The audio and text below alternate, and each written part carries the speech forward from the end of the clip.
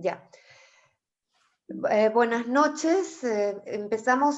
Tenemos hoy nuestro conversatorio de la maestría de escritura creativa con la presencia de dos excelentes académicas y escritoras. Estamos con Susana Raiz y Lina Meruane, quienes van a conversar sobre el tema que es literatura y enfermedad. Y bueno, va a ser una conversación, todos estamos con mucha expectativa. Quiero comentarles también, recordarles que Lina va a hacer 2 módulos para la maestría relacionados con el tema de este conversatorio. Y sin más, no quiero demorar la conversación, simplemente voy a presentar a Lina, a quien ustedes conocen, voy a ser muy breve.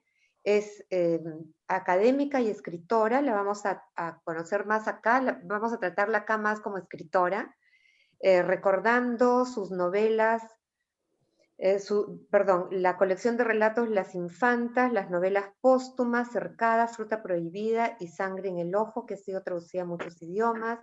Bueno, ha recibido muchos premios. Trabaja en este momento en Guayú y ahora se encuentra en Chile celebrando los resultados del plebiscito. Y Susana es de la PUC, no necesita presentación, estuvo mucho tiempo fuera en Nueva York, donde conoció a Lina, así que este es un reencuentro también.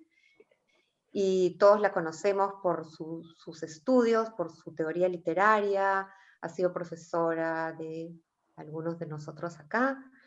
Y bueno, Susana, Lina, les doy la bienvenida, las dejo para que conversen, escucharemos entre todos. Solamente quienes quieran hacer preguntas sobre algún tema que está ocurriendo en ese momento y que no quieren que se les escape, lo escriben en el chat. Y luego Daniela hará un resumen y será la intermediaria entre el chat y nuestras invitadas. De otro lado también podrán, dentro de 40 minutos, cuando acabe el conversatorio, tener acceso a levantar la mano si es que quieren hacer preguntas orales sin recurrir al chat. Pero ambos mecanismos están operativos. Así que bueno, bienvenidas, bienvenidos todos y todas, y damos inicio al conversatorio.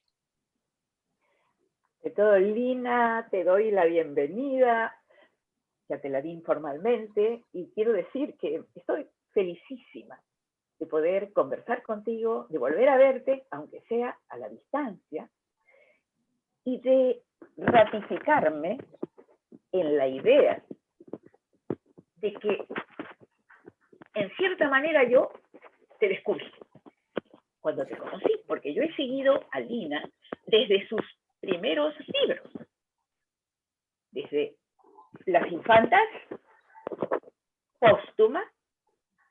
El único que no había leído era Cercada, que tú me has mandado por PDF, una de las maravillas del momento actual. Y luego, esta trilogía extraordinaria sobre la enfermedad. Yo conocía solamente 2 porciones de la trilogía. Fruta podrida, Sangre en el Ojo, que me fascinó a tal punto que la enseñé, ¿no es cierto? La introduje en uno de los cursos para los jóvenes y tengo que contar algo, un poquito de humor negro que está en tu línea. Que en esa ocasión tuve un alumno ciego.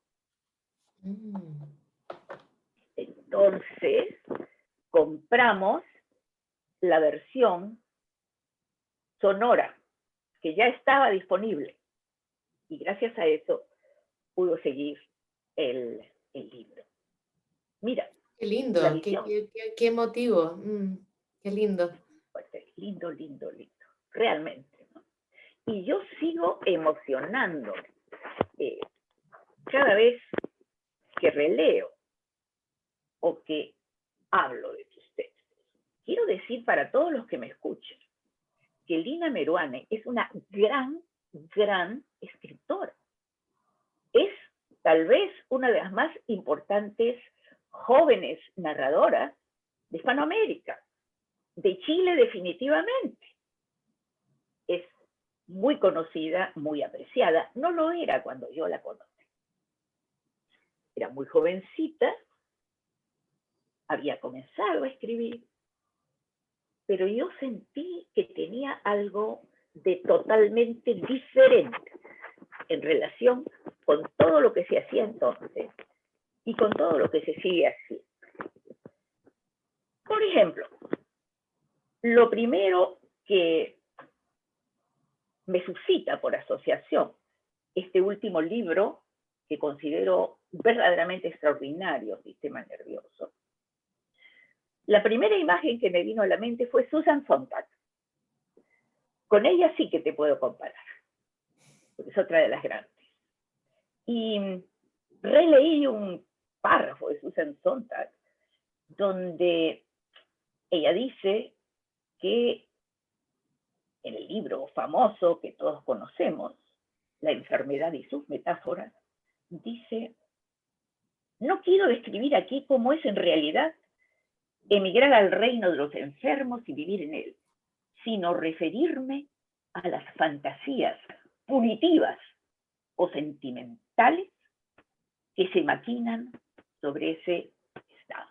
No a una geografía real, sino a los estereotipos del carácter nacional.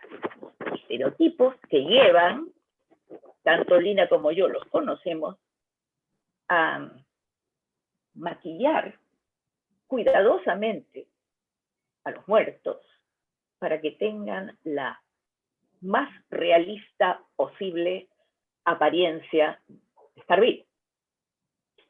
Pues bien,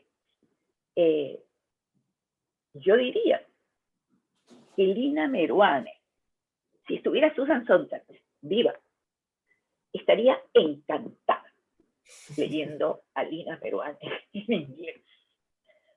Porque precisamente si algo no tiene esta trilogía de la enfermedad, es esa hipocresía decorativa, ese tratar de tirar bajo la alfombra las realidades que hay en el sufrimiento del cuerpo y al mismo tiempo la aceptación de que este sufrimiento del cuerpo es parte de la vida. Tú lo dices claramente.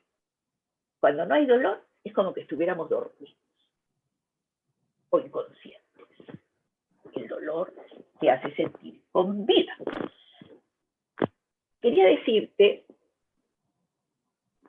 Quería preguntarte en realidad, ¿cómo te sientes del punto de vista creativo en este momento? Digamos, parecería que el mundo se ha puesto en una relación armónica con tu trilogía. Porque vivimos una pandemia que nos tiene a todos aterrorizados. Entonces, se me ocurrió pensar, si no se te ha ocurrido producir una cuarta pieza, que podría ser agudizando tu extraordinario sentido del humor.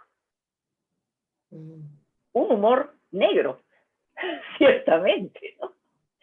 Con perdón de los afroamericanos. Se me ocurrió pensar que esta pieza podría ser la cuarta pieza. Algo así como la cuarta obra que presentaban los trágicos griegos. 3 tragedias y la cuarta, un drama satírico, donde lo que había sido horroroso en las tragedias, a eso se le da la vuelta y se pone en onda risible. ¿Pensaste eso? La verdad es que bueno, primero que nada, dar las gracias por esta invitación bueno, a las queridas Giovanna y Daniela de la maestría, por supuesto a la maestría de la PUC.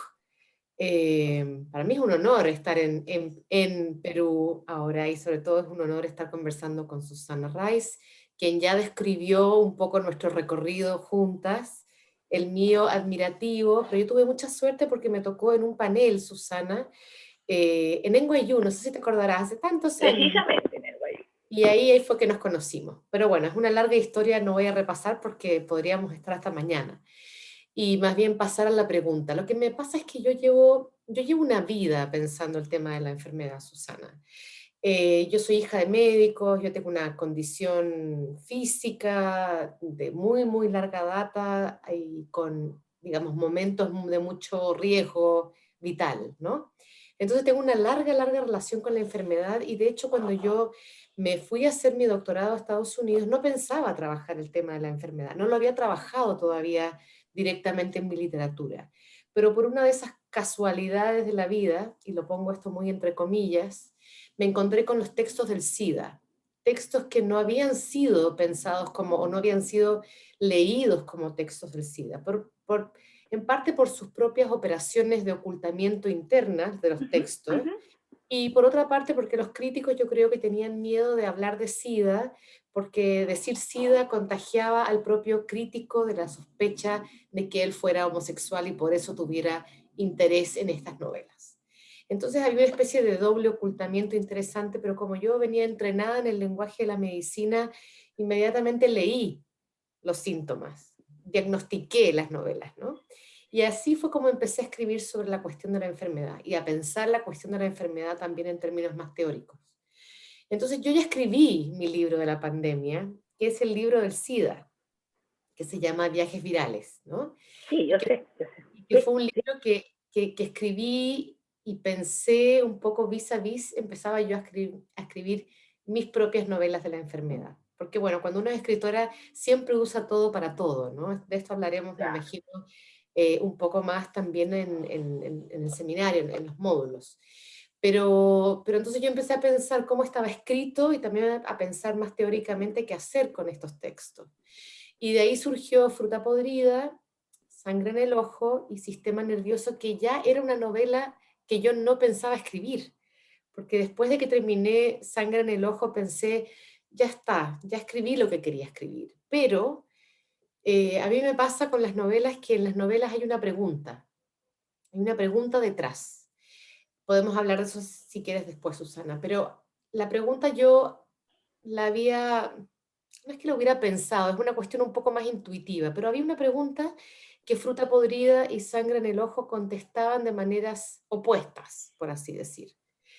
Pero me di cuenta de que me había faltado como terminar de rizar ese rizo, y así es como surge el sistema nervioso. Estoy siendo un poco amplia, podemos entrar en materia si quieres un poco después, pero solamente para decir que yo ya escribí una tercera novela que yo no pensaba escribir, y que la pandemia me pilla un poco como abandonando el tema, como queriendo alejarme del tema. Entonces, no me veo con ganas de escribir una nueva novela, ni cómica, ni trágica, ni de ningún tipo sobre la pandemia, pero también dije lo mismo cuando no iba a escribir Sistema Nervioso y acabé escribiéndolo. O sea que uno también a veces intenta escaparse de sus temas y los temas en realidad vuelven a uno y la persiguen. Es una cuestión muy extraña lo que pasa con los temas. Uno realmente cree que se va, pero siempre están ahí. Y lo que me ha tocado en esta pandemia es que de pronto, como tú decías, mi trabajo que se miraba como demasiado dramático, como demasiado difícil, demasiado tortuoso, complejo, de pronto adquirió una enorme e imprevista actualidad para mí. Yo siempre digo que la temporalidad de los libros no es la de la vida, que la gente cuando los escritores jóvenes se desesperan porque los libros no están siendo leídos, bueno, pero es que eso, los libros no tienen la temporalidad de uno, tienen una temporalidad muy distinta. Y entonces los libros, esos tres libros ahora se están leyendo junto con Viajes Virales. Entonces para mí son libros que están ahora muy actuales, están muy presentes. Me está tocando hablar mucho de estos libros y mientras tanto he estado escribiendo algunas cosas más cortas sobre la pandemia actual, pero más en una versión un poco más ensayística, cruzado lo ensayístico con un lenguaje muy, muy literario. Yo creo que como siga la pandemia voy a tener un libro, pero de ensayitos cortos más bien sobre la cuestión de la pandemia. Pero quién Esto de sabe, la Susana, comicidad a se lo me mejor, ocurrió. sí, a lo mejor en un año te estoy diciendo otra cosa, pero bueno, no sé. Esto de la comicidad se me ocurrió en el último instante, pero en verdad lo que me sugirió la idea de que es casi imposible pensar que tú no vas a decir nada sobre la pandemia, es que otra joven escritora que me gusta bastante, no ha llegado al nivel de perfección, de consagración de Lina Meruane, que es Mariana Enríquez, la argentina, que escribe sobre todo relatos de terror. Y yo soy bastante aficionada a lo fantástico terrorífico, algo de lo cual yo había percibido en Sangre en el Ojo, ¿no es cierto? Bueno, Mariana Enríquez lo que está haciendo ahora es escribir entradas en un diario de la pandemia. Está abierto, lo hace desde el Centro Cultural Kitsch. Entonces, ¿por qué no pensar? Bueno, ya me provocaste, Mucho ya me para decir, provocaste. mucho para decir, mucho. Porque además eres una gran ensayista. Yo hasta ahora no había leído Contra los hijos. No lo había leído. Y también me fascinó de otra manera. De otra manera. Y no solo desde el punto de vista feminista, sino que nos hace pensar y repensar y repensar todas las cuestiones relacionadas con la identidad femenina. Y sobre todo, cómo hemos sido casi descerebradas las mujeres de mi generación para hacernos sentir que teníamos que ser productoras de niños, ¿no? Esa biotécnica. Entonces, me quedé muy impactada, pero al mismo tiempo, y esto te lo quería preguntar, revisando un poquito en internet, porque ahora se puede revisar cualquier cosa, como tú bien sabes, encontré un programita en el que una española le hablaba a un grupo de lectoras de este libro. Y esta española estaba horrorizada. Como que era un libro malvado, horrible. Decía, porque sí, cuando habla de los logros de las mujeres, eso del feminismo está bien, pero esto otro, y esto otro, y esto otro. ¿Te has encontrado alguna vez con ese tipo de reacciones? ¿Has discutido el tema públicamente?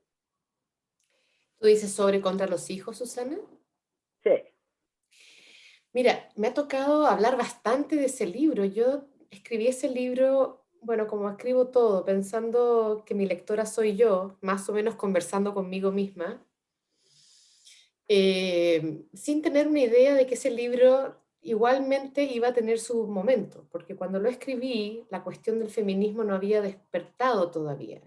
La edición de Random House es una edición 4 años posterior a la publicación del libro en México, y de hecho es un libro que yo, a pesar de que es muy corto, me demoré 4 años en ponerme a escribir. Mientras tanto iba pensando, tomando notas, pero no lo terminaba de escribir porque mi vida realmente es muy ocupada y desgraciadamente no tengo más tiempo. Y entonces cuando se publicó en Random, ocurrió, digamos, el Me Too, ocurrió el Ni Una Menos, o ya estaba ocurriendo y en curso, hubo como una especie de despertar del feminismo. Y en ese momento el libro tomó, digamos, adquirió mucho interés y se leyó mucho. Entonces a mí me ha tocado bastante hablar sobre ese libro, en ferias, en entrevistas, Ya, etc. ya, ya. Y entonces me he encontrado con todo tipo de respuestas, pero tal vez a mis presentaciones no van las personas a quienes les enoja mi libro, que por supuesto yo sabía que ese libro iba a producir un Iba a poco de... causar ronchas. Sí, claro, porque yo me imaginaba de vez en cuando a gente que yo conocía reaccionando con el libro y me divertía pensar cómo iban a ser esas reacciones, ¿no? Entonces quería comentarte que he tenido como dos momentos que a mí me parecieron muy singulares y los dos ocurrieron no con lectoras, sino con lectores o con hombres en el público. Ajá. En México, me invitaron a una universidad que tiene casi puros estudiantes en Oaxaca, estudiantes que son mujeres primera generación que van a la universidad, mujeres que provienen de familias rurales. Y bueno, ellas todas estudiaban enfermería, entonces estaban muy interesadas en el tema y muy complicadas con lo que yo les decía. Sobre todo porque a veces lo que cuesta entender del libro es que hay una preocupación también por la estructura que genera una serie de respuestas que son diversas y todas en cierta medida problemáticas, pero están respondiendo a la estructura del capitalismo salvaje, ¿no? Que nos ha impuesto una serie de problemas a los que estamos intentando responder las mujeres, ¿no? Tanto las que tienen como las que no tenemos hijos.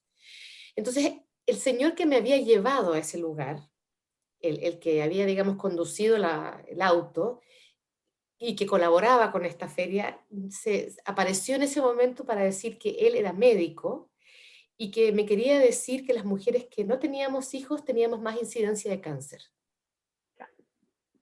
Entonces, Punitiva. punitivo, exacto. Lo Entonces, que decía Susan Sontag, exacto. precisamente. Entonces yo le dije, ¿y ese estudio que usted me está sacando, dónde se hizo ese estudio?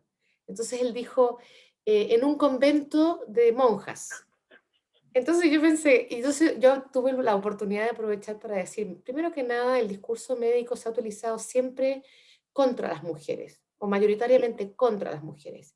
Y los médicos han decidido si las mujeres son enfermas o enfermantes, ¿no?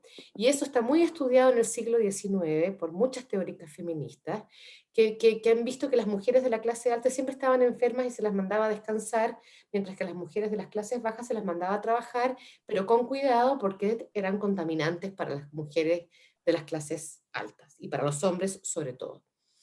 Entonces, expliqué eso, me dio la oportunidad para explicar eso y también me dio la oportunidad para decirle a ese señor que no había ninguna certeza de que esas mujeres que tenían más incidencia de cáncer no fuera porque estuvieran deprimidas en un convento por otros motivos y no por su falta de maternidad.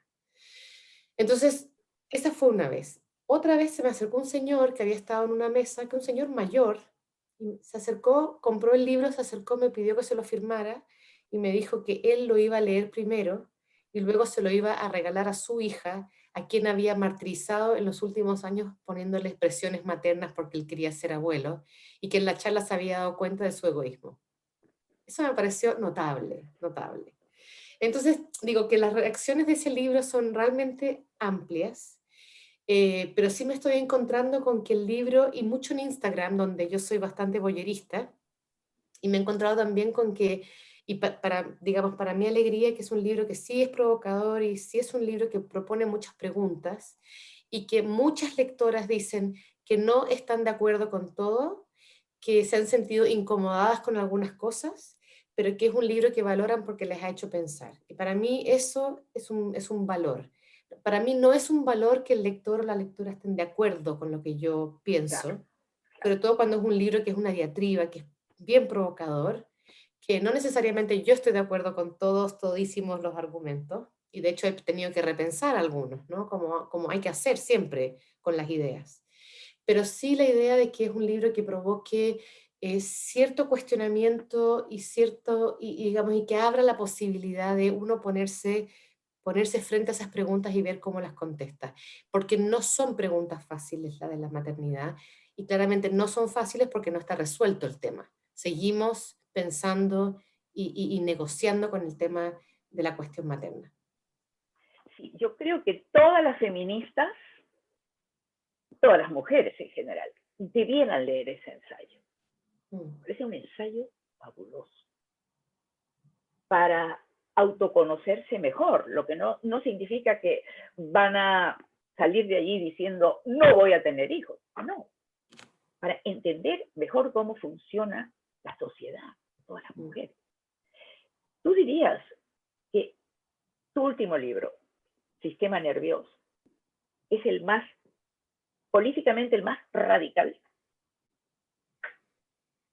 de la trilogía de la enfermedad. Uy, qué pregunta más difícil, ¿no? Me pones en un lugar de la autocrítica, ¿no? De la autoteoría. Yo siento que todos mis libros son, en cierta medida, políticos, bien políticos, pero políticos de diferentes maneras. Cada libro, como te decía, tiene una pregunta y la va respondiendo y en esa medida suscita para mí una reflexión que siempre tiene que ver con algún aspecto de lo político. Fruta podrida es una novela donde la radicalidad de la protagonista consiste en oponerse al discurso médico, ¿no? A tal punto que termina siendo una especie de enferma suicida, por así decir, ¿no? Como un suicide bomber, pero no es exactamente lo mismo. Entonces, ese libro me parece bastante político. Sistema Nervioso invierte la cuestión de los poderes en la pareja, ¿no? Y también invierte la cuestión digamos, el lugar de la enferma, ¿no? El lugar vulnerable, desempoderado de la enferma y lo da vuelta. Y en ese sentido, para mí, tenía un elemento político importante. Lo que tiene el Sistema Nervioso es que hay un trasfondo político que me parece que también es importante, que tiene que ver con la migración, el desplazamiento, la violencia que se ejerce contra los cuerpos, pero contra todos los cuerpos. Ahí lo que yo intenté difuminar era la separación o la distancia entre, digamos, binomial, entre los buenos, los malos, las mujeres, los hombres, los enfermos y los sanos. Entonces ahí me parece que digamos, la entrada es muy distinta. Entonces me cuesta pensar, elegir, digamos, cuál es el libro más político. Eso lo tendrías que decir tú, Susana, que tú eres la lectora. ¿Susana? Parece que perdimos a Susana. ¿Se oye? Estoy teniendo problemas de audición, lo cual es una total desgracia. No puedes escuchar, no escuchaste, ¿no nos escuchas? Estoy tratando de escuchar con digamos, con el sonido, con los parlantes de la computadora, pero por alguna razón no estoy pudiendo hacerlo. ¿Qué podemos hacer? Y si te pones los audífonos.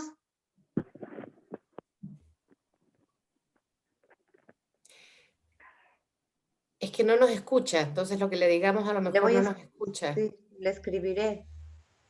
Le voy a mandar un WhatsApp. Ya está. ¿Me oye? Sí. Sí. ¿Me escuchas? Aleluya. Alegría. Alguien me está castigando por sacar estos temas. Se te escucha mucho mejor ahora, Susana, de hecho. Se escucha, sí. Perfecto, porque estaba luchando con esto. Terminaba diciéndote, Susana, que tenías que tú hacer esa elaboración de si es más política una novela que la otra, porque para mí ponerme en el lugar teórico es un poco difícil y veo todas las novelas en cierta medida elaborando una pregunta que finalmente sí es una pregunta política, pero que sí enfoca en los personajes. No voy a repetir todo para no alargar, pero así podemos seguir. Mira, yo tuve como una revelación leyendo justamente tu último libro, cuando me encontré con este párrafo.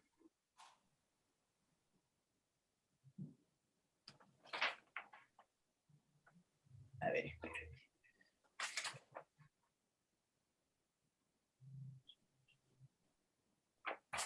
Dice: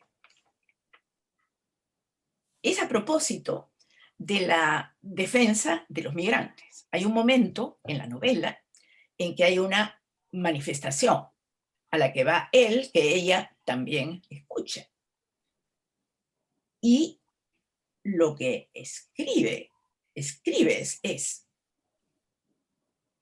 el sueño de la pureza no es más que una pesadilla.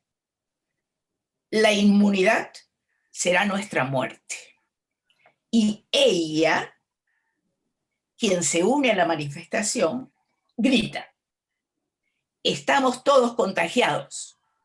El contagio es la salud. Los migrantes somos vida. La inmunidad es la muerte.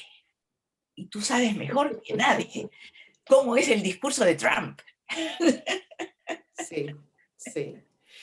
Fíjate Entonces, sí. No, te iba a decir que es interesante porque yo misma me encontré el otro día con esa cita precisamente y pensé, cuando decía antes que a veces uno tiene que repensar lo que dice, es que también depende del contexto, ¿no? Entonces, claro, en un contexto pandémico sería digamos, una oportunidad para pensar, digamos, esa aseveración que hace la protagonista, ella. Ella lo está pensando en términos sobre todo políticos, porque lo que ella está pensando es que la migración trae lo que se llama un contagio, lo que se suele, digamos, describir metafóricamente como contagio en términos negativos. Pero lo que también sabemos es que la migración trae cosas muy buenas, ¿no? Y ese encontrarnos con otros siempre nos ha dado más vida que lo contrario. Si pensamos en términos puramente biológicos, las comunidades que se reproducen en sí mismas, entre sí mismas, generan muchas enfermedades de tipo genética. O sea que incluso a un nivel biológico, genético, sabemos que la pureza no es buena, que la contaminación tiene, digamos, su fortaleza, su beneficio. Y luego, en términos incluso inmunológicos, los que mueren primero en una pandemia son precisamente aquellos que tienen o una inmunidad digamos, una inmunidad pura, o un sistema que no ha sido contaminado con aquello que es lo otro. Entonces, en ese sentido, la inmunidad es la muerte. ¿Por qué murieron miles de millones de indígenas en América cuando llegaron los españoles? Por enfermedades que ellos no conocían. Eran, digamos, no tenían inmunidad desarrollada, ¿no? Entonces, en ese sentido, lo pensé cuando lo escribí en la novela, ¿no? no, Ahora, lo que pasa es que también, claro, o sea, hay como una especie de doble juego, ¿no? La comunidad es mejor que la inmunidad. La inmunidad es la muerte en ese sentido, ¿no? Esa soledad, ese no encontrarse con los otros, ese no contaminarse con la diversidad que hay afuera, con las lenguas, con las culturas, con las comidas, con los intercambios, etc. exactamente, sí. Pero digamos, en este momento pandémico, claro, hay ese otro lado que es, bueno, pero ¿qué hacemos mientras no hay, digamos, una protección una contaminación previa? ¿Cómo hacemos para prepararnos para eso otro que viene? Entonces, claro, leído desde la pandemia se lee un poco diferente, ¿no? Por supuesto, por supuesto. De ninguna manera te estoy acusando de trampista. Espero, porque bueno, estoy lejos de ser eso, ¿no? Uf. En este detalle, ¿no? La preocupación por los migrantes, la voz tan fuerte que tiene ella, que tiene mucho de ti, no lo podrás negar, ¿no es cierto? Desde ese punto de vista, es que encuentro un mayor radicalismo político y que está muy bien, que está muy bien. Quería preguntarte un par de cositas. Me has dejado, Lela, con tu conocimiento de la física. Realmente me deslumbró. Yo soy bastante ignorante, ¿no es cierto? ¿Cómo así te interesaste tanto? ¿Y cómo entra este tema de manera muy importante en esta última novela? Sí. Déjame contarte un poco cómo surgió esta novela, porque esta novela lo que tiene, a diferencia de las anteriores de la trilogía, es que es una novela que digamos, quise sacarla un poco del contexto solo de la enfermedad. Y entonces a ver, perdón, déjame reformular. Esta novela la empecé a escribir porque me invitaron a dar una charla sobre precariedad. Entonces yo empecé a escribir un paper, una charla, un ensayo, que de pronto se empezó a llenar de todas estas escenas de este personaje que es ella. Pero de pronto sentí que no quería escribir otra novela donde la medicina fuera la ciencia central. Y entonces empecé a pensar, digamos, qué podía hacer ella, ¿no? ¿Cuál podía ser su relación con la ciencia? Y de pronto, digamos, por cuestiones casi de lenguaje, me llevaron a imaginarla a ella como alguien que está pensando en los agujeros negros. El agujero negro con toda su carga metafórica, que también es la A, ¿no? Que también está, digamos, pensada en relación del cuerpo. Y me pareció muy interesante una cuestión que aparece en el trabajo de Roberto Espósito, que cuando va hacia atrás en la historia de la medicina, encuentra una serie de correlaciones que hacían los antiguos entre el espacio, ¿no? El cielo, el cosmos y el cuerpo. Ellos hacían una lectura casi lineal entre lo que veían en el cosmos y lo que veían en el cuerpo. Y eso me pareció recontra fascinante. Y entonces Así es. pensé, bueno, mi protagonista entonces va a ser una astrofísica que enseña ciencias planetarias. Pero por supuesto yo no sabía nada de física. Y entonces, ¿qué me pasó? Me puse a leer sobre física y me di cuenta de que la astrofísica es una ciencia, era una ciencia completamente especulativa, ¿no? Hasta hace poco todo se especulaba y luego se demostraba en ecuaciones, ¿no? En grandes, digamos, ecuaciones matemáticas.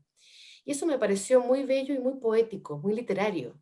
Entonces me Sí, pareció perfecto para este personaje que en realidad es una mujer que tiene una gran capacidad especulativa, que tiene interés en el lenguaje, que pierde la cabeza todo el tiempo, ¿no? Que hace asociaciones libres y que le interesa esta ciencia precisamente porque es aproximativa, es titubeante. Y se da cuenta en algún momento en la novela que en realidad la ciencia, la astrofísica ha ido en una deriva, digamos, de observación y de comprobación que a ella realmente no le interesa. Y encontré también en esa, digamos, en esa cuestión de lo tentativo y de lo especulativo, eh, digamos, una idea que yo tengo de la medicina, porque la medicina, contrario a lo que la gente cree, no es una ciencia. La ciencia es la biología, la medicina es el trato de los pacientes y siempre una interpretación de unos síntomas, ¿no? Que serían los signos del cuerpo. Y esa interpretación es variable, es cambiable, necesita una lectura, necesita un lector entrenado que es el médico, y que a veces incluso somos nosotros mismos, ¿no? Como lectores o lectoras de nuestro propio cuerpo. Entonces me pareció que ella se encontraba con su padre, que es como su gran amor finalmente en esta novela, se encuentra con su padre en que los dos tienen esa manera de leer lo que está alrededor y a leer los signos, digamos, que se les presentan tanto en el cuerpo biológico el padre como en el cuerpo astral o en los cuerpos celestes a ella. Entonces me pareció que todo iba como encontrando un lugar en la novela y ya. que al mismo tiempo, y yo además me fasciné con la astrofísica. Es Eso una ciencia se que es nota, porque los fascinante. momentos más líricos, intensos, apasionantes, son aquellos en los que sale todo este vocabulario que, claro, yo lo leo como metafórico, pero tú estás Sí, utilizándolo en sentido literal en muchos casos, ¿no es cierto? claro, porque lo que pasa es que esto es algo también que yo a veces les comento a mis estudiantes, que las metáforas existen porque existe un contexto que las produce, ¿no? Responden a algo. Entonces, Claro, para poder escribir literariamente y para poder escribir metafóricamente a partir de una ciencia, hay que entender muy bien cómo opera esa ciencia para poder hacer, digamos, las extrapolaciones literarias, lingüísticas que están conectadas y que lo posibilitan, que no están completamente fuera de órbita, sino que están orbitando, digamos, con esos saberes. Entonces, o sea, tuve un año afortunadamente con una beca en Alemania y me dediqué a leer muchísima astrofísica de divulgación, porque la astrofísica seria realmente es incomprensible para alguien que no es de ciencia y no es de astrofísica.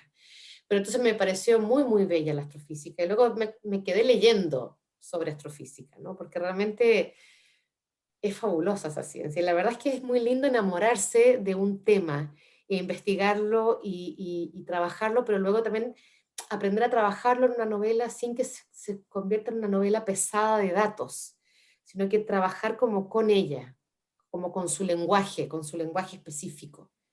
Y lo otro que me pareció muy lindo, digamos, fue tratar de pensar cómo piensa una niña que se va a convertir en una científica, en una astrofísica, ¿no? sí. Porque había que hacer también un trabajo imaginativo para imaginar cómo sería la infancia de esta niña, cómo había llegado a pensarse ella como astrofísica, que me parece muy raro, ¿no? Digo, a mí siempre me preguntan cómo me hice escritora y hubo como un momento de intensidad con el lenguaje, ¿no? Pero me preguntaba cómo podía ser ese momento de intensidad con el cosmos, ¿no? Para una niña. Entonces, Bueno, realmente me permitió imaginar muchísimo. lo que te puedo decir es que precisamente gracias a la presencia de todos estos elementos de astrofísica que manejas tan bien y que en efecto tienen unas resonancias metafóricas y metafísicas, porque hay momentos en los que uno se estremece, ¿no? Por todos los significados de los agujeros negros que tú manejas también. En este sentido, encontré yo que de todo lo que has escrito hasta ahora, es la novela que tiene mayor carga poética, Mm. por una serie de razones. Por el ritmo. Hay un ritmo que es un ritmo extraño, pero que hace pleno sentido, Mm. ¿cierto? Hay injertos, inserciones, vacíos, pausas, pausas que son tan importantes en el lenguaje de la lírica. Es lírico este último libro, mucho más que los anteriores. Es decir, desde ese punto de vista encuentro que te renuevas constantemente. El lenguaje del último libro es muy diferente del de Sangre en el Ojo, que a mí me había deslumbrado totalmente. Aquí lo que me deslumbra es ese halo poético tan profundo. Además, hasta cierto punto, lo poético está presente también en Fruta Podrida, Sí. en los cuadernos de composición. Oh, es un juego genial. Entonces la pregunta es si alguna vez intentaste no hacer, Sí. digamos, narrativa poética, sino poesía, poesía, poesía. O sea, empecé en la poesía yo. Ah, se Cuando nota. yo era, cuando yo era niña escribía poesía. Pero claro, la poesía es un género mayor, entonces yo, digamos, hice el cálculo y dije, no, la poesía realmente me queda grande, digamos. No Entonces, te queda grande, créeme que no. bueno, con 15 años me quedaba Ya, grandísima. claro, claro que Y sí. entonces, y yo soy de un país de poetas muy, muy, muy grandes. Entonces, cuando calculé, digamos, que mi escritura estaba a años luz, por ponerlo en términos, por seguir en la metáfora, Exacto. entonces, no sé, y también creo que lo que me pasó es que la poesía o la idea que yo tenía de la poesía digamos, en mi juventud, no me permitía, o yo pensaba que me restringía para contar, para elaborar un relato.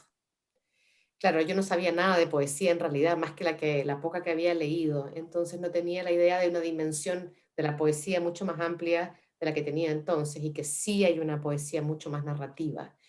Pero me vi seducida por la posibilidad de contar, digamos, tramas, por elaborar tramas.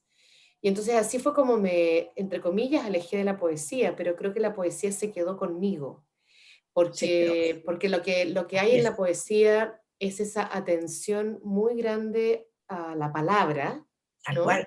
Ese material que es la palabra, y a la imagen, que son dos cuestiones que para mí son muy fundamentales en la escritura y que Claro, yo persigo, ¿no? Yo me detengo en las palabras, pienso los campos semánticos de mis novelas, pienso en términos rítmicos, y de hecho yo diría que esas tres novelas de la enfermedad, cada una tiene su propia música, su propio sí, ritmo, sí, completamente de porque acuerdo. para mí eso es muy importante, ¿no? Como escuchar, como, digamos, y yo leo mis novelas en voz alta cuando las corrijo. Y estoy hablando también aquí para la gente que escribe, ¿no? Por eso estoy hablando un poco de la cocina.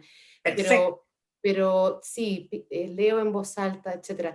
Y me pasó una cosa muy extraña, de hecho, antes de Sistema Nervioso, y es que entre medio hay un libro de no ficción que se llama Volverse Palestina, que es Sí, una crónica muy, lo es tengo una crónica pendiente de de lectura. viaje.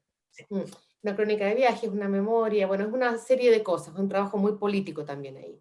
Ujú. Y un trabajo también muy detenido con el lenguaje del conflicto. Pero me pidieron una charla para hablar de volverse Palestina, y yo en ese momento me puse a escribir esta charla, y en realidad me puse a escribir una charla que tenía que ver con los genocidios del siglo XX. En ese momento estaba leyendo intensamente los textos de la guerra de Virginia Woolf. Pero en cuanto me puse a escribir este texto, sentía que estaba escribiendo un poema. Y me acuerdo que le decía a José, mi marido, que tú conoces, le decía, estoy escribiendo una charla, pero me está saliendo como un poema, fíjate. Entonces él Claro. me miraba, levantaba las cejas, me dijo, ¿estás segura? Y le dije, no sé, pero siento que está saliendo un poema. Entonces, en mi ansiedad por escribir esta charla, que en realidad se estaba convirtiendo en poema, o que en realidad ya era poema de entrada, le comenté a un amigo mío que es un performero, académico, performero, y le contesto que me estaba pasando, y me dijo, bueno, me dijo, no estás escribiendo una ponencia, estás escribiendo una poencia. Y me pareció increíble, increíble Increíble, nombre, ¿no? bellísimo. Poencia. Dije, qué Claro, genialidad este claro. tipo. Entonces me tranquilicé, digamos, porque yo siempre estoy un poco entre medio de los géneros. Me va pasando esto de que nunca logro quedarme en la categoría o en la forma, digamos, explicitada para el género, que por otro lado ya está completamente pasé, pero bueno. Entonces cuando me dijo lo de la poencia, yo me hice cargo y de hecho fui cortando el texto y fui haciendo marcaciones en el texto con cursivas y con mayúsculas para ayudarme a mí misma a mantener el ritmo de la lectura, que acabó siendo una especie de lectura muy performática de este texto que terminó publicado. Es un texto que se llama Palestina, por ejemplo. Entonces creo Hay que que, finalmente sí escribí un poema largo, ¿no? tengo que leerlo Y te lo voy necesariamente. a Quiero decir para te lo- quienes te escuchan eh, que tienes una parte palestina en ti, Ujú. que Sí, tú claro. estás siempre, de un modo o de otro, en todo lo que escribes, pero de una manera sutilísima. Mm.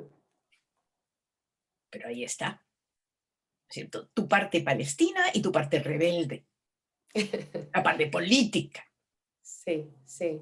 ¿no? La que se expresa con tanta intensidad en esta última novela, Claro, en lo que relación pasa es con los que migrantes. las novelas yo siempre digo que son mucho más autobiográficas en la manera en que uno mira el mundo y lo concibe, que la manera en que uno puede contar una anécdota o 20 anécdotas o la gran anécdota. Lo anecdótico es menos interesante en términos como de lo autobiográfico. Yo creo que donde uno realmente se pone en un libro es que se traduce al libro una serie de pensamientos que uno tiene sobre el momento actual o sobre el mundo o sobre Claro. su condición, digamos, como mujer o como enferma o como queer o como lo que sea, ¿no? Entonces me parece que, o como todo lo contrario, ¿no? Y eso es lo que uno realmente lee en un libro, digamos, ahí es donde se traduce, digamos, lo que uno es en un libro, no en la experiencia anecdótica de un evento X, sino que en la manera en que uno está parado con sus dos pies y sus dos manos y su cabeza en el mundo, ¿no? Esa es la cuestión que me parece, y es ahí donde uno lee a un autor o a una autora. Ahí me parece que se constituye la diferencia autorial, no en la voz, esa cosa que uno cree como tan importante que es la voz. Bueno, no sé, todos mis libros tienen como estilos distintos, no sé si hay Sí, una voz tan específica. Me parece que esa idea de la voz es una cuestión muy del patriarcado todavía, tal vez, ¿no? Pero ese imaginario, esa manera de plantearse frente al mundo, ahí es donde hay una presencia autoral muy fuerte. Yo creo que eso es lo que se ve en los libros. Supongo y espero que en mis libros, pero eso es lo que yo siento cuando leo a los autores que me gustan. ya. Una última pregunta, ultimita. Yo percibo a lo largo de toda la obra tuya que yo conozco, unos fantasmas maternos un poco aterradores, Mm. ¿no? Siempre hay una madre, y yo asocio inmediatamente cuando te dices uñas pintadas, recuerdo el pasaje de Sangre en el Ojo, en que tú Sí. fantaseas con que la madre se saca un ojo con las uñas, Mm. ¿no? Es un poco siniestra. ¿De dónde sale eso?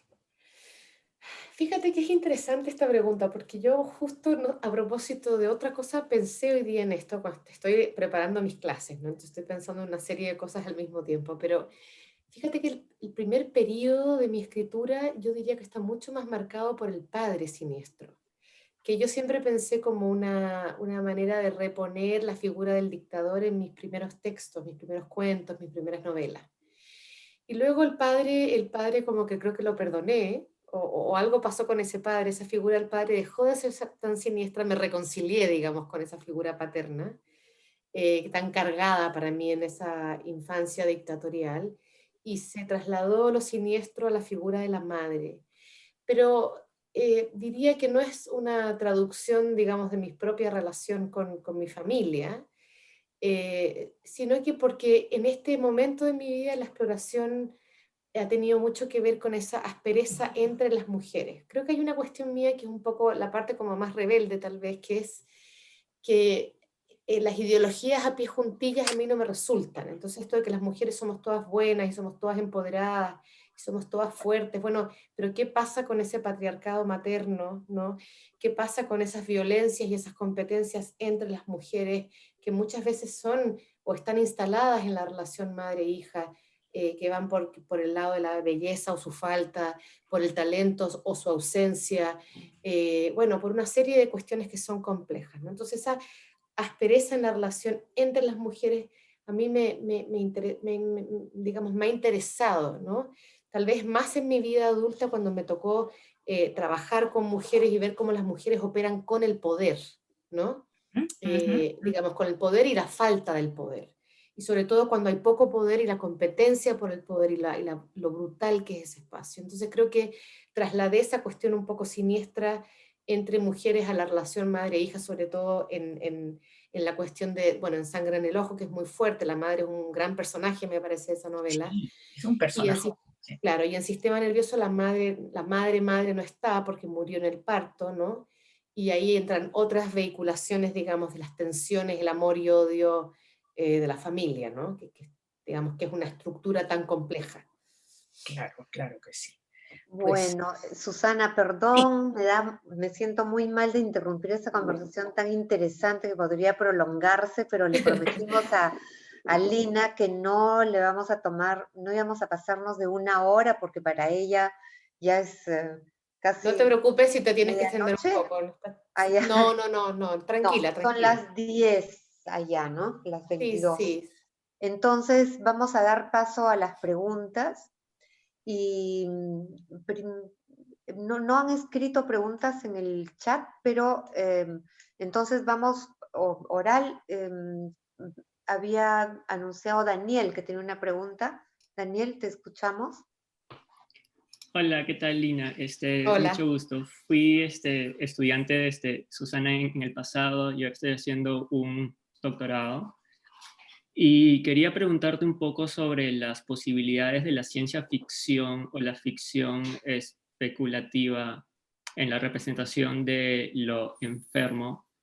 Y el origen de mi pregunta tiene que ver con la última parte de Fruta Podrida, en el que creo que exploras un poco, te alejas del realismo un poco. Ujú.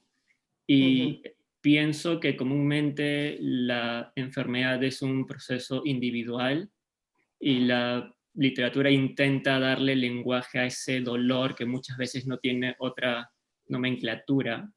Y por el otro lado, la ciencia ficción o la ficción científica, hay varios términos, ¿no?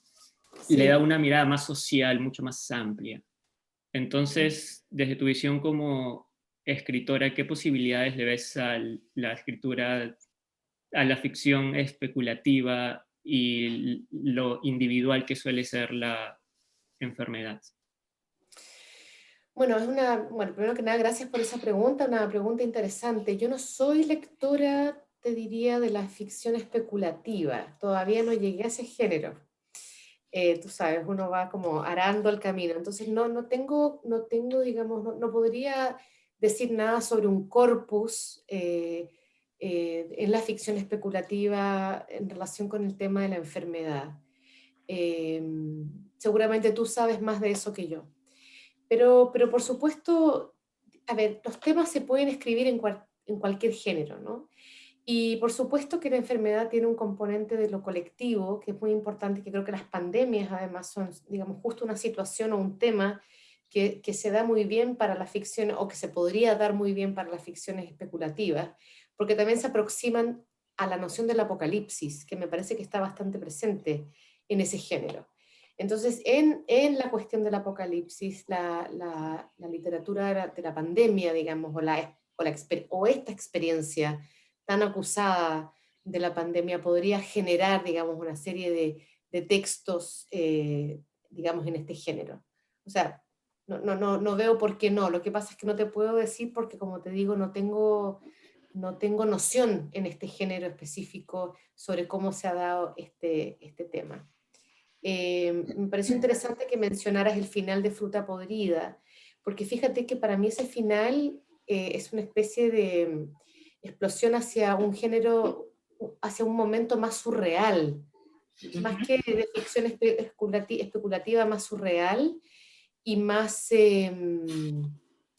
teatral, ¿no? Y yo me di cuenta, fíjate, escribí ese libro, terminé el libro y yo soy una gran fan de Samuel Beckett.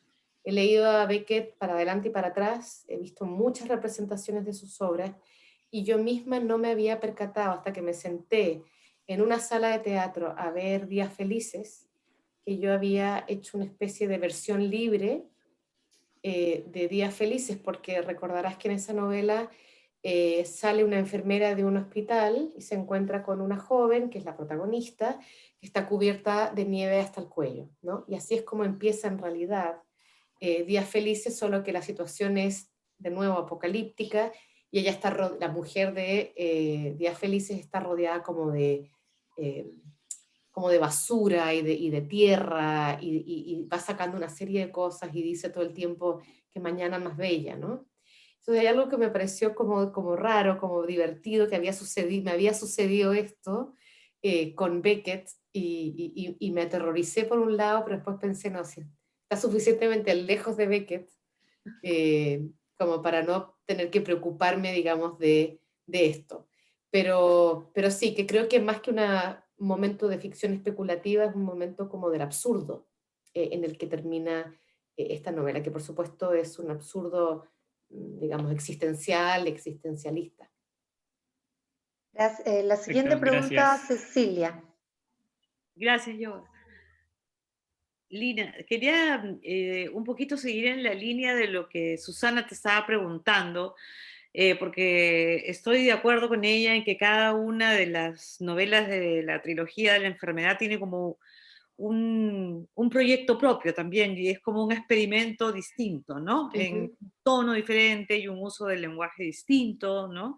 Y un acercamiento a otros géneros, ¿no? Y sí, creo que el sistema nervioso efectivamente va hacia la lírica, ¿no? Pero quería preguntarte por el experimento de sangre en el ojo, ¿no? Digamos, hay una narradora que se llama Lucina, le dicen Lina, ¿no? Vive en Nueva York, escribe, tiene diabetes, es chilena, ¿no? Entonces, digamos, es una novela que se puede leer sin que necesariamente sepamos que todos esos datos coinciden contigo, ¿no? Incluso porque digamos, sé por una mía en común que el problema del ojo también parte de una experiencia personal, ¿no? Pero, ¿cuál es y bueno, y también podríamos leer, por supuesto, la novela sin hacer esas relaciones con tu vida, ¿no? Pero, ¿por qué hacerlas? O sea, ¿cuál es la fuerza o cuál es qué querías hacer, ¿no? Para incluir estos datos que podrían poner a esta novela en la categoría de la autoficción, ¿no es cierto? Con todas las distintas definiciones que hay. ¿Cuál era tu idea? Mira, gracias por la pregunta. De hecho, no dices nada que, digamos, no me estás sacando del closet de la enfermedad, porque de hecho No, por yo supuesto. siempre he dicho que tuve un periodo de ceguera. Y, Sí, por eso y lo te voy a... digo. Sé que tú Sí, has sí, hablado de no, eso. digo que no es ningún secreto, así que no te preocupes, pero lo que te iba a decir es que yo al principio, a ver, Para mí cada novela es un proyecto distinto y es una especie de investigación distinta. A mí no me gustaría escribir un libro parecido a otro, porque a mí lo que me gusta de escribir precisamente es lo que voy descubriendo en la escritura. Entonces yo, digamos, mi formación escritural, mi formación literaria, estaba muy fuertemente marcada por el trabajo imaginativo y simbólico. Y sin embargo, cuando yo tuve ese episodio de haber perdido la vista por un derrame, no encontraba la manera de escribir este texto que yo quería escribir. Y de hecho, antes de escribir Sangre en el Ojo, hubo varios proyectos de tonos muy distintos, pero ninguno se levantaba de la página, por así decir. Entonces en un momento dije, a lo mejor lo que me está pasando es que como tengo una formación fuertemente, digamos, simbólica, literaria, no me estoy atreviendo a escribir el género que tengo que escribir, que es la memoria. A lo mejor lo que tengo que escribir es una memoria de lo que pasó. Y cuando decidí como quitarme este corsé que decía, no, literatura, literatura, imaginación, ficción, fue cuando pude dar curso al inicio de una novela que sí me pareció que en ese momento era una memoria, que sí me pareció que iba a algún lugar, que sí tenía como sentido de escribirse, en el que yo estaba interesada y comprometida, donde mi líbido, digamos, escritural estaba alta. Ujú.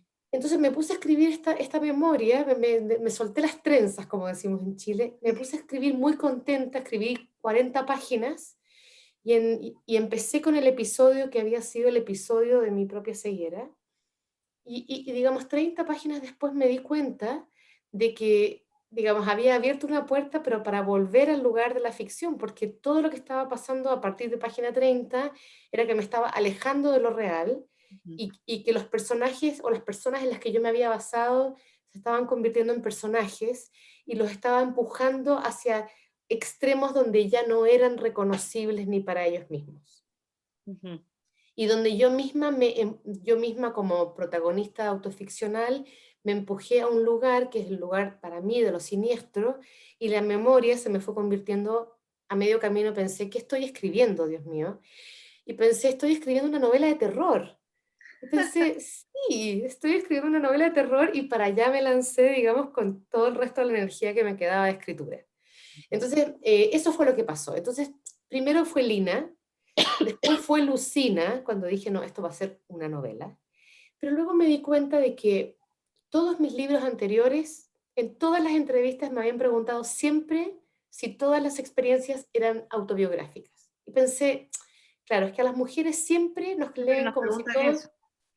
siempre creen que todo es verdad, ¿no? Que no hay nada de imaginación, que todos esos horrores nos pasaron exactamente así a nosotras. Entonces pensé, ¿qué tal si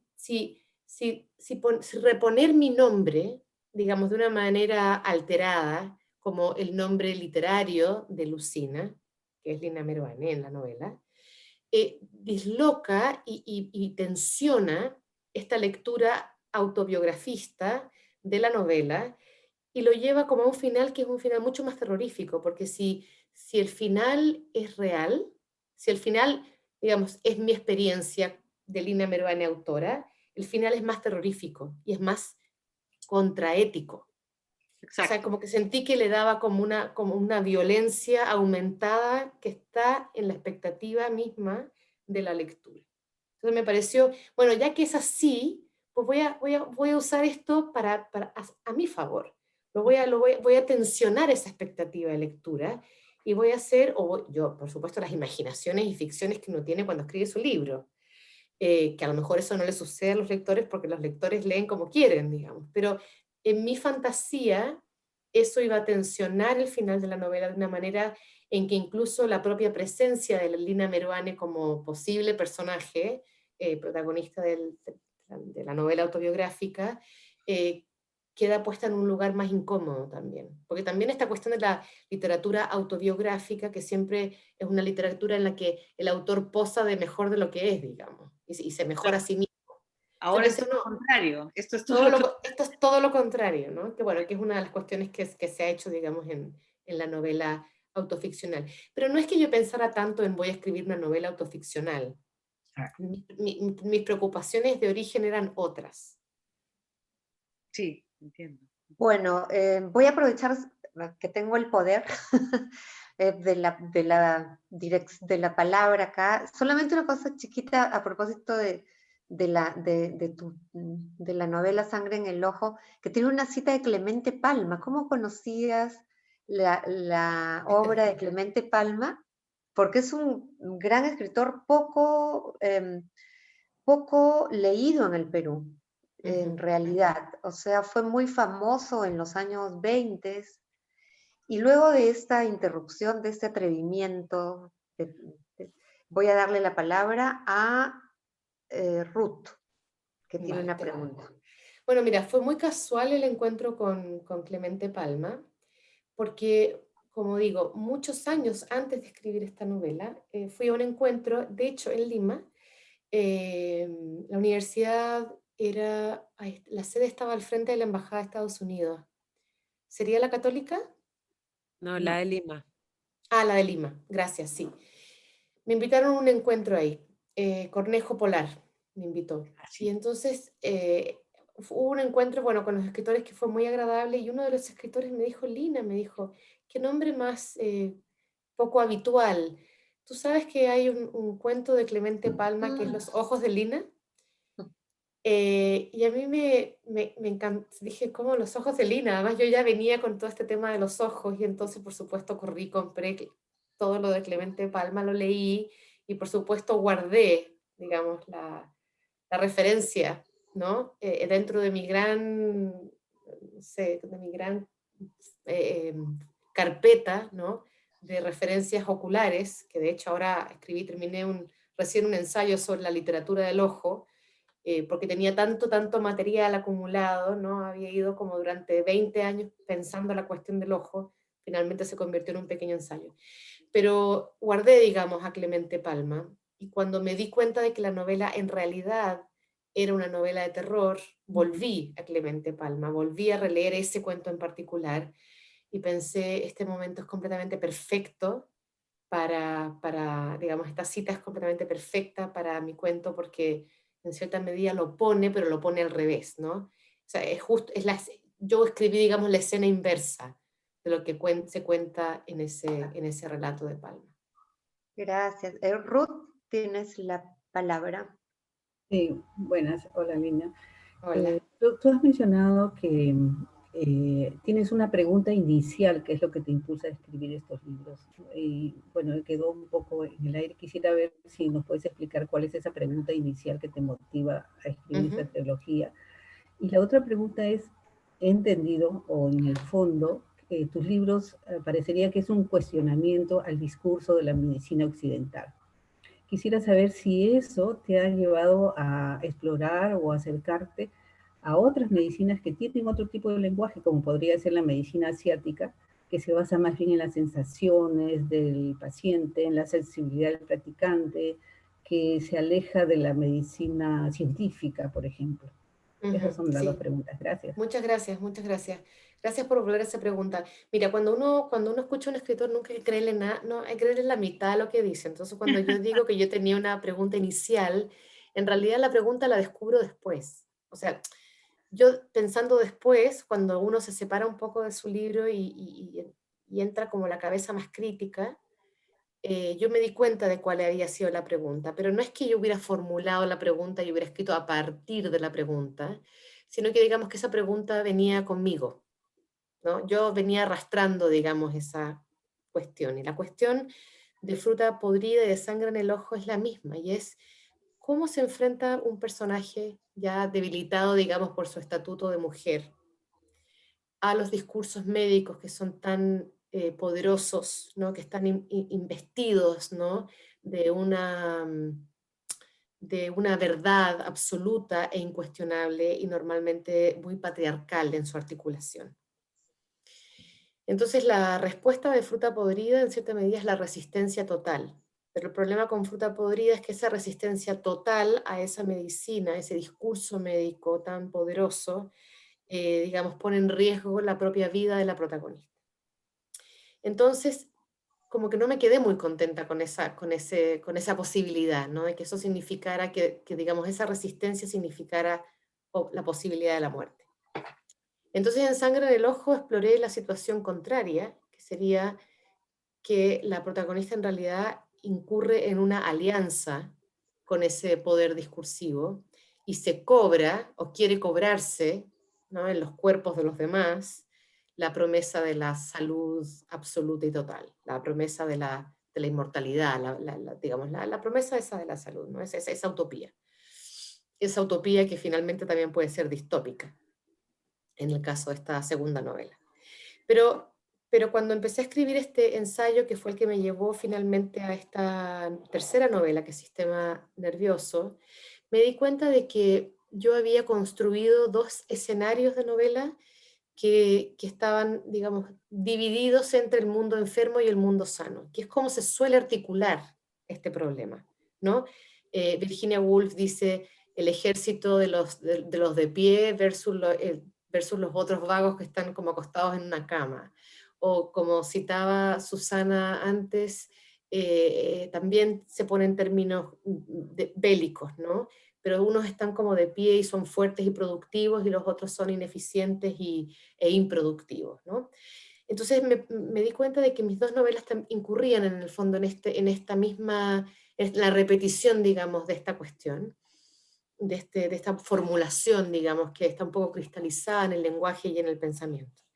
Entonces ahí un poco más conscientemente pensé, ay, ¿qué tal si están todos enfermos? Y todos se relacionan desde la enfermedad, desde la obsesión de la enfermedad y del cuerpo.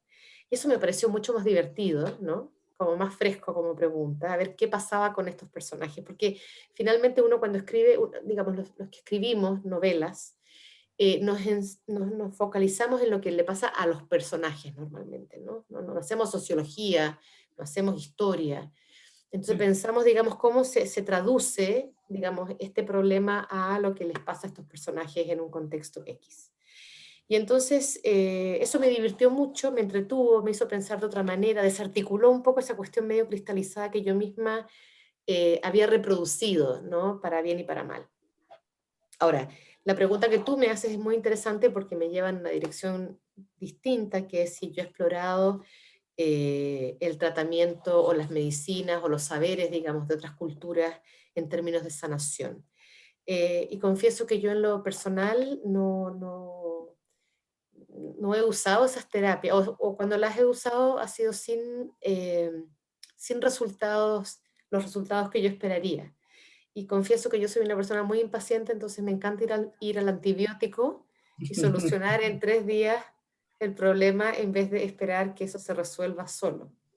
Así que realmente mi lado impaciente y práctico no me ha permitido explorar, digamos, o yo no me he atrevido a explorar, a lo mejor soy piedosa, no sé, pero no he entrado, digamos, en las medicinas no occidentales.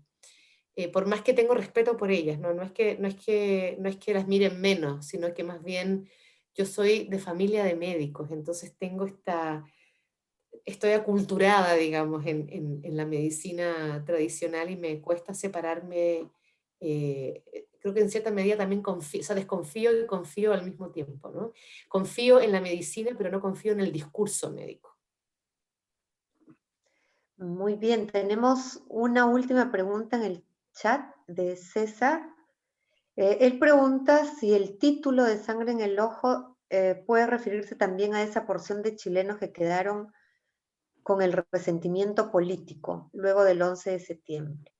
Ujú. Mira, Sangre en el Ojo, me imagino que en Perú es igual que en Chile y en otros lugares, tiene que ver con la cuestión del resentimiento y el deseo de venganza. A mí me pareció que era un título, me gustan los títulos con juego, ¿no? Que tienen como dos sentidos, que remiten digamos, a dos universos. Entonces, por un lado, Sangre en el Ojo tenía que ver con la cuestión literal del derrame dentro de los ojos, la sangre que ella ve dentro de su ojo y que por lo tanto la ciega. Pero también la idea de una rabia, de una venganza, de un tomarse, digamos, la salud en sus propias manos. Entonces estaba esa cuestión, pero por supuesto en todas mis novelas hay un trasfondo político y en Sangre en el Ojo en particular hay digamos, como un paso rápido en una vuelta a Santiago donde ella y su hermano van al centro de Santiago, ella ciega y el hermano arquitecto que le quiere mostrar su nuevo proyecto arquitectónico, y entonces ella, que no está viendo en ese momento, empieza a reimaginar, a reconstruir mentalmente la ciudad, y recuerda que los edificios, que todavía es así, por cierto, que los edificios aledaños a la Moneda, que fue bombardeada en 1973, están todavía, digamos, marcados por unos agujeros muy grandes, algunos tapados pero visibles todavía, y otros todavía abiertos, que son, digamos, la huella de ese enfrentamiento que hubo en esa zona. Enfrentamientos, en realidad es una mala manera de decir, de los disparos del ejército hacia esos edificios donde vivían muchos de los asesores de Salvador Allende. Entonces hay una pequeña reflexión sobre cómo esos edificios tienen para ella, en su imaginación, estos agujeros que son los mismos que ella tiene en sus ojos, ¿no? Porque le están haciendo un tratamiento de láser y le están bombardeando las retinas. Entonces hay una especie de reflexión, de una correlación no exacta entre lo que le sucede a ella y lo que le ha sucedido, digamos, al cuerpo político chileno, que todavía tiene esas heridas abiertas. Entonces hay una relación, pero es más bien sutil, ¿no? O sea, aparece ahí, pero no es un tema central del libro.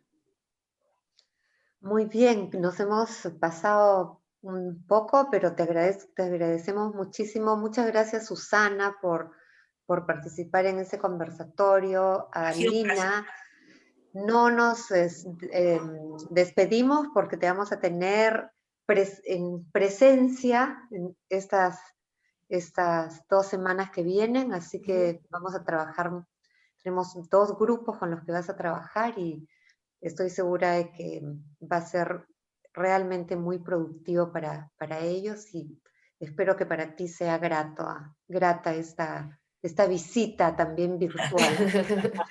Sí, espero que sí, la verdad es que estoy deseando ya conocerlos y empezar a conversar, y espero que sea una conversación también muy horizontal, ¿no? En el sentido de que podamos compartir experiencias, saberes, preguntas, dudas. Así que estoy looking forward, como se dice en inglés. Y Muy quiero también bien. agradecerte, Giovanna, Daniela, Lucía, y por supuesto, queridísima Susana, un gustazo verte y muchísimas gracias por, digamos, lo cuidadoso de tus preguntas y de tu lectura, sobre todo. Bueno, buenas noches, gracias por venir. Gracias Nos a veremos todos. en el próximo conversatorio, antes de fin de año. Chau. Chao, buenas Chao. noches. Buenas.